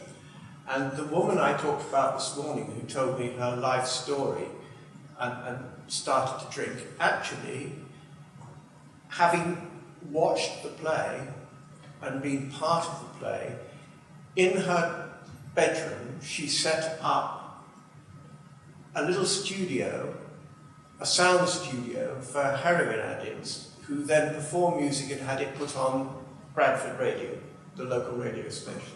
And it completely turned her life from being quite negative into something optimistic and with a future. So the work, and Nick has been talking about how much of his work is now sort of recorded and used as relevant information. And I was saying to somebody earlier, talking to terrorists is now compulsive reading for the anti-terrorist squad at Scotland Yard. They came to see it and said, oh, there's a lot of very interesting stuff in this, we'd better get our people to read it. So the work is important. On a human level and on a historical level, the work is important. Okay, thank you. 好啦，我諗時間雖然未完，但係都差唔多。有冇人仲好想講嘢嘅咧？Any voices？ 哦 ，OK。我唔係講嘢，我想問喺我嘅工作嗰度咧，我仲係好膚淺啦。咁我成日會訪問一啲受訪者，例如係長者。咁好多時收集咗大量嘅資料，我覺得我而家會面對嘅困難就係我點樣去揀選，點樣去寫取，因為好多時我哋會好容易因為佢一啲傷感會觸動到我。咁如果我覺得呢度係重要，咁但係可能其他人唔覺得重要，唔覺得觸動或者唔覺得有意義。咁唔知咁多位有冇咩經驗或者睇法？點樣我哋又可以持平啦？去揀選，因為我哋一定要揀選一啲資料嚟擺上舞台。咁即係話，我哋好容易會自己有咗一個取向，你個取向可能又會影響咗觀眾。咁但係呢樣可能又唔客觀嘅喎。咁呢個係我自己個成日都掙扎個位置嚟嘅。咁唔知道有冇咩我哋嘅方法啊、定位啊，或者一啲思維啊，去幫助我哋去讓我哋盡量去客觀啦、持平啦、頭腦冷靜清晰去將收集到嘅訪問嘅資料去一步一步去呈現出嚟咧。唔知道我搶答係好，我搶答冇客觀呢樣嘢，唔存在嘅對我嚟講。因為我而家面對問題就係我成日都會將我覺得有趣喎，佢呢個經歷哇感人喎，但我成日都即刻反思，我覺得感人啫，但係 sorry 喎，唔一定係客觀，唔一定係好感人或者好睇或者係有意義嘅喎。我成日都有呢個咁樣嘅衝擊咯。唔知道嘉賓佢哋會唔會喺紀錄劇場裏邊收集咗啲資料嘅時候，如何去揀選啊？如何去擺？因為甚至乎你揀選咗之後，可能我哋會用上一啲劇場嘅效果啦，例如你擺嘅次序啦，你邊啲地方用音樂啊、用燈光，可能你就係 highlight 咗出嚟嘅咯喎，你強化咗出嚟嘅咯喎，咁即係你咪有一個定位或者有個睇法先，定係係㗎？有問題咩？看似係冇問題嘅，應該做劇場要有自己睇法先嘅，我都認同嘅。咁但係我又另一方面就成日。我哋讀 MFA 咧，喺 APA 要學識成日反思自己、質問自己、question 翻自己噶嘛。我好偏激嘅有陣時候，我講完算，請大家講啊，請大家講下你哋嘅。I think this is such a great question, and of course it's the body of making the work, right? Like how do you make these selections? And I think it's really important, this idea of positionality and like where we're positioned in relationship to the work. And I think we all have our ethical and our aesthetic values, and that those things actually are style, right? They are our style. And you know, of course there's people who do this kind of work who I think, you know, venture into really dangerous ethical territory, you know, but you have to find your ethics and your relationship to the work, and then I think commit to it, right? So I also would say that in my experience doing work with the real, when I find something incredibly touching and moving, it's usually because, and it was mentioned earlier, it's because of its specificity and its precise kind of humanness, and usually I think you can trust that to carry, right? Like if you're incredibly moved by somebody's very specific language or situation, I think you can trust that to carry. And even if it doesn't carry across to everybody, that's your style, right? Like you can put up what you want, even though we're serving the audience. You know, it was said before by Hans, we're making an offering. We can't decide that offering necessarily gets accepted. And then again, this question of positionality,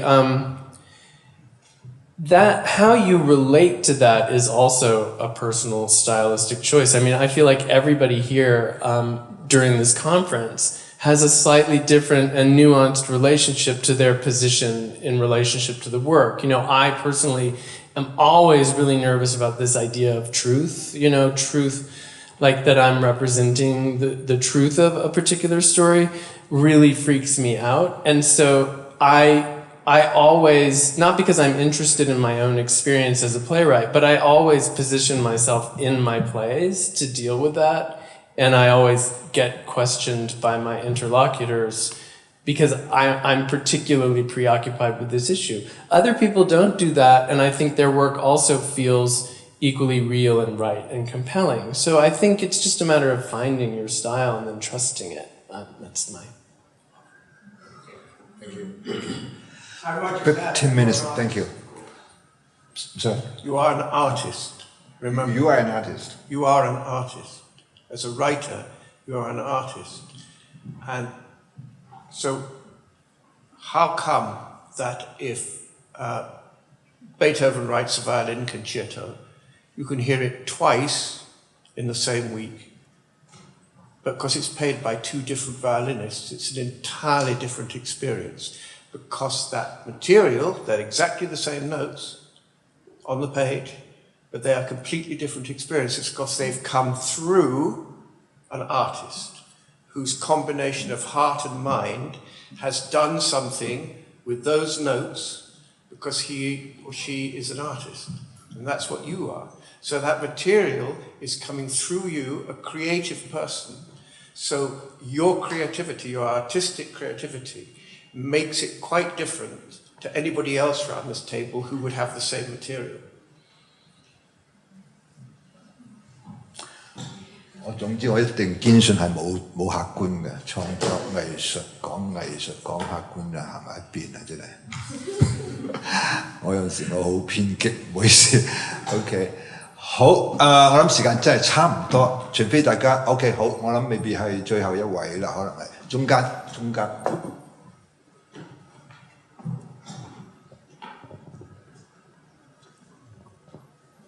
Thank you, everyone. I'm so impressed about what the sharing content today, and I have a very strong feeling about languages because I was talking to my classmates and they asked me, what kind of Hong Kong plays would you introduce to us? And I would love to introduce so many plays, and several examples are from Punsa, but I can't do that because we just have Cantonese version.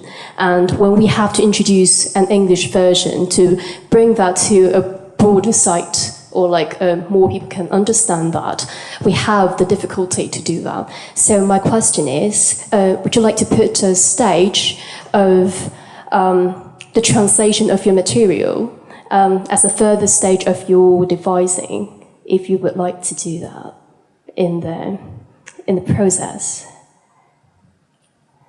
Will we? It seems nobody will do that. Because it causes so much effort to do that, and 會知你可唔可以中文講一次？I didn't sorry.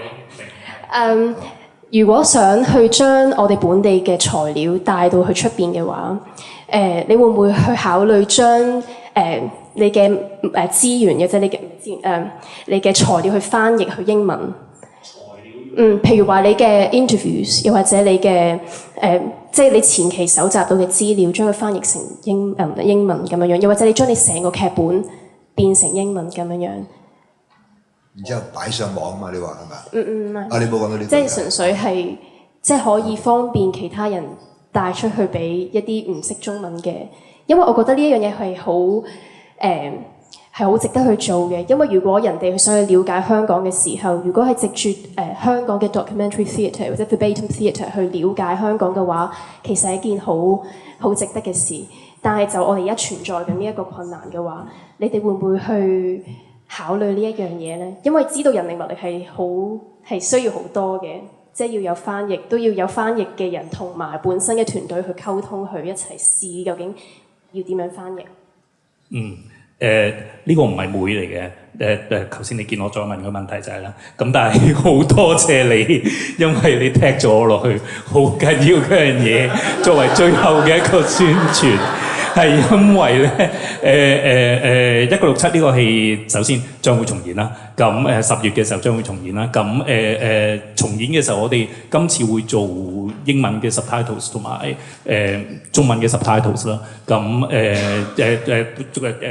今次 conference 嘅有啲嘉賓都話可惜啊，我之前俾個 video 佢睇，咁但係因為真係好多文字好多 text， 咁佢哋真係唔知發生緊咩事，咁我話得放心，等10月之後我有英文 subtitles 嘅時候，我再 send 個 video 俾你睇，咁係啦，咁嘗試做嘅，咁但係我諗你話齋香港即係要有咩資源去做，要爭取咯嚇。我可以補充下，咁呢位其實我哋中英劇團咧就真係嘅。喺過往嗰10年咧，我哋做咗口述歷史劇之後咧，真係會反思。我哋好多時做咗啲訪問咧，係冇擺上舞台，但係可能一樣係好有意義。佢哋嘅經歷係好寶貴，而且口述歷史就係嗰個人自己親身經歷，喺網上面唔會無端端抄到啲資料出嚟嘅。所以我哋真係考慮緊做一個資料庫。有時我哋自己都慚愧，即係點解香港嗰啲資料記錄咧，一係又俾人刪除啦。一係又揾唔到啦，同埋我哋冇一個即係檔案或者資料呢個系統係喺每一個機構，即係譬如我之前同一啲道教機構合作過咧，原來道教嘅嗰啲資料庫咧，佢哋做得好好嘅。咁一個宗教團體當然佢哋有資源去做啦，咁但係我哋劇團，如果我哋受政府資助嘅劇團，我哋都反思過，我哋其實應該要做一啲咁樣嘅記錄嘅資料嘅。咁好希望將來即係有機會俾你翻查得到啦。不過好遺憾，首先我哋會做中文先嘅，sorry。30秒好嘛？做 verbatim， 即係佢就想做喺英國畢業嘅論文，就想要用香港嘅劇翻譯做英文啦。咁佢就好 interested in 流程。咁但係咧，老師同佢講 verbatim theatre 係做唔到翻譯嘅。咁就想問啲各位老師，咁 verbatim theatre 係唔係唔可以翻譯咧？因為 verbatim theatre 係要即係個 line 係要完全一樣。因為話劇場係冇可能噶嘛。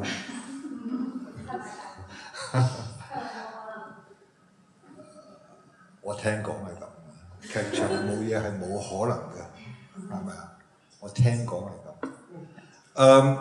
估唔到最後呢個研討會又去到翻譯呢個話題嘅，未結束嘅。係咪有人回應啊？關於verbatim 呢樣嘢係咪可以翻譯 ？Is it translatable？我諗睇你喺咩層面啦，即係我哋都做過幾個翻譯嘅 verbatim play 啦，係啦 ，Gross Indecency Laramie Project 10 years later。咁當然你永遠你做任何翻譯劇都係你翻譯，你只可以翻譯一個層次啦。咁其實都唔係淨係 verbatim 定係 documentary theatre 㗎啦，你任何戲都係㗎啦。你梗係翻譯 ，you've got to do something during translation。咁梗係冇辦法㗎啦。咁但係譬如你話流程嗰個戲嘅話，咁流程佢本身有 English subtitles 㗎，咁你可以攞翻譯㗎，係啦。咁我覺得冇嘢冇可能嘅啫。咁當然睇你想點。同埋少少資料補足，流程其實原本好多 interview 係用英文做嘅，係啊，係咁所以其實係有嘅，只不過可能譬如製作單位未必有咁嘅資源可以將呢啲去 publicize， 將佢公開咗出嚟。咁同埋係咯，即係翻譯冇話冇可能嘅，只不過係 good or bad， 你係咪譯得到？譬如我而家講緊嘅嘢，大家聽英文嘅人，而家 SI 聽緊嘅，我都係 verbatim 噶嘛，而家都係 verbatim 嚟嘅，佢哋都即刻可以聽到個翻譯。只不過係究竟我哋可以做到幾準確咧？可能呢個就值得去諗咯。時間差唔多啦，我最後我回應少少啦。我諗冇嘢話係絕對某個人講都係代表佢嘅意見啫。咁如果你想做嗰樣嘢，咪去做啦。翻譯，如果你想翻譯佢，咪翻譯啦。翻譯咗出嚟試下佢得唔得？唔得咪算數咯，係嘛？冇問題嘅。Just try it, do it. OK， 好，我諗今日時間的確差唔多啦。我相信都可以作為一個係啦。咁作為主人家，我諗要係。咁首先喺度即係in these 2 days, Nick kept telling me as a joke that what will this conference go on forever? But not in a bad way. I mean, he says, can we do this? Can we stay in Hong Kong and stay in this conference for some more time? And also in the reception, I said that it was like dreams come true to me, and everything seemed so unreal. But and yes, I do hope that this dream I will keep on in this dream. But sorry to say that we have to wake up, and that's the reality. And so so as the last thing, I really. Hope that I would really like to express my deepest gratitude to all the speakers and all the, especially the overseas speakers and moderators who have attended these 2 days conference. And I have really learned a lot from all of you. Thank you very much.